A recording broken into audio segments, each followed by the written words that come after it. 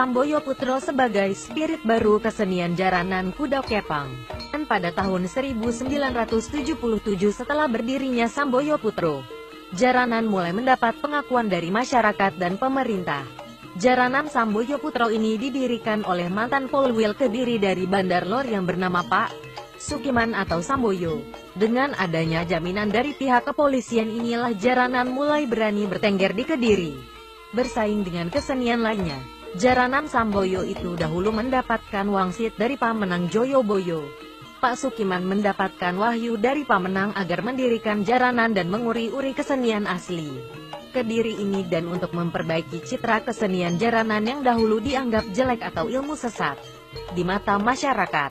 Atas wangsit yang berasal dari Pamenang itulah Pak Sukiman berusaha sekuat tenaga untuk mengembalikan citra negatif masyarakat terhadap kesenian jaranan. Pak Sukiman mulai berafiliasi dengan pemerintah, agamawan serta masyarakat untuk mendukung eksistensi jaranan di Kediri. Pasca tahun 1977 inilah jaranan mulai bisa dipercayai sepenuhnya oleh masyarakat Kediri sebagai kesenian yang bebas dari komunis. Dahulu sebelum ada pertunjukan jaranan seluruh personel jaranan pasti pergi ke Pamenang terlebih dahulu.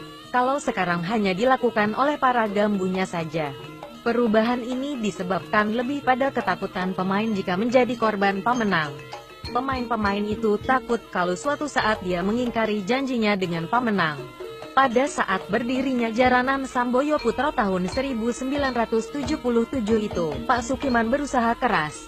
Usaha ini lebih dimaksudkan untuk mengembalikan citra jaranan yang sudah buruk di muka masyarakat. Salah satu cara Pak Samboyo pada saat itu adalah dengan cara mengadakan dukun tiban. Inspirasi tentang dukun tiban itu dia dapatkan dari Pamenang, Pardi dan Endar. Pada masa kejayaan Samboyo Putro pernah memperoleh beberapa prestasi yang gemilang.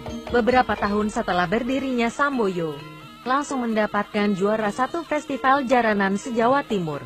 Kemudian dalam perjalanannya mulai tahun 1977 sampai 1990 Samboyo Putro pernah tanggapan sebanyak 1674 kali. Selain itu Samboyo Putro personelnya banyak yang melatih jaranan ke komunitas-komunitas kesenian jaranan lain di Kediri. Hingga kini masyarakat meyakini bahwa jaranan Samboyo Putro itu memiliki jasa yang sangat besar untuk mengembalikan citra jaranan di Kediri. Pandangan agamawan dan negara serta masyarakat yang dahulu memandang jaranan sebagai kesenian yang jelek akhirnya berubah haluan. Pasca tahun 1977 ini, masyarakat mulai memandang bahwa jaranan ini adalah kesenian yang berasal dari Kediri. Keberadaan kesenian ini harus tetap dilestarikan keberadaannya. Pada masa kejayaan Samboyo Putro pada tahun 1985 Pak Sukiman dahulu memiliki hubungan erat dengan Pak Sudiono, Ngetrelplor Prambon Nganjuk, yang sekarang menjadi pemimpin Samboyo Putro dari tahun 1990-an sampai sekarang. Hubungan erat seperti keluarga sendiri. Karena sebelum Pak Sudiono menjadi pemimpin Samboyo Putro pengganti Pak Sukiman, Pak Sudiono dulu bekerja sebagai bisnis kayu. Apabila Pak Sudiono mengadakan tebang pilih pohon di hutan, Pak Sukiman selalu memberikan izin tebang pohon. Sebaliknya, apabila Pak Sukiman membutuhkan bahan baku untuk membuat barongan atau pentuk lono, Pak Sudiono selalu membantu memilih kayu.